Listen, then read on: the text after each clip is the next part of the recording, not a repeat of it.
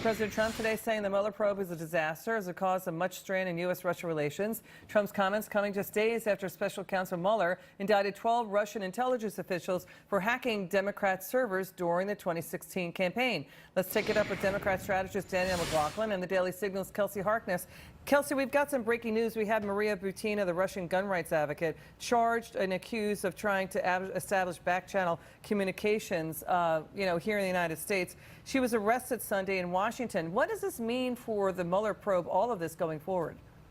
Well, I think President Trump has a legitimate perspective on the Mueller probe. It's been a multi-million-dollar witch hunt. But what I think is unfortunate, which we saw play out today during the press conference, is he's letting those views get in the way of condemning Russia for meddling in our 2016 election.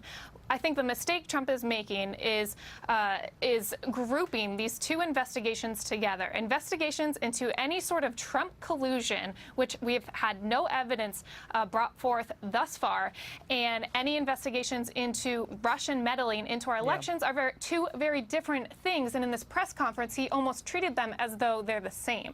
You know, Danielle, Axios national reporter Jonathan Swan at Axios arguing the president is not addressing the Russia Mueller probe correctly. Let's get your reaction to what he said. Watch. So the problem is Trump sees it.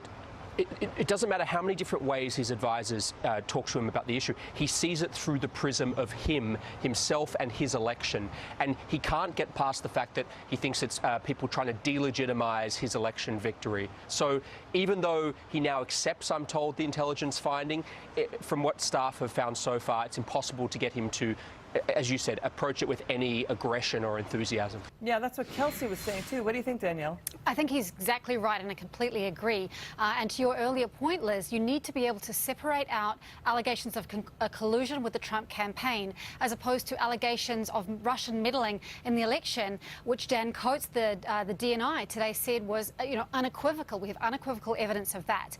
And this is not strength, this is weakness. The job of the president is to set his own personal concerns aside and do what's best for Americans. And by placating himself today, by placating Putin, he's not doing Americans any favors. Yeah, to Danielle's point that it's a sign of weakness, Republicans are saying that too, Kelsey. I mean, Trump raised the Russian meddling with Putin when he sat down with him. That's what the president is tweeting out. The fact that he publicly did not condemn it. I mean, what the president is tweeting out, is that enough? Does he have to be tougher?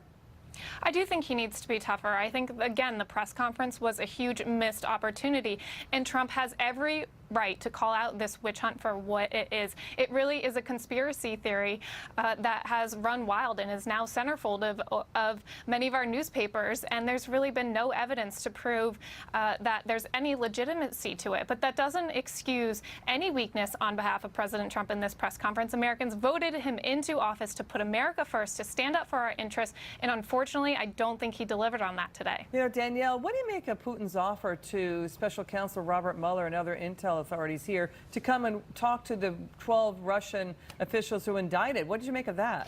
Well, I sort of put that in the same category as his offer to do a joint cybersecurity task force. Nothing that Putin suggests or offers is anything that's going to benefit anyone other than Putin and Russia. So I don't see this playing out. I also was quite concerned when he named Bill Browder by name. Of course, he is involved deeply in the Magnitsky Act, which Putin cannot stand because it ties up the assets of oligarchs around the world. So this was all Putin doing what is good for Putin, and we really needed our president to stand up for us, for our security, for our intelligence agencies, and for everyday Americans. And it looks like Putin revealed what he's really mad about are those sanctions that you just pointed out, Danielle and Kelsey. You will be right back after the break. Great analysis there from the both of you. Thank you so much. The FBI tech scandal is why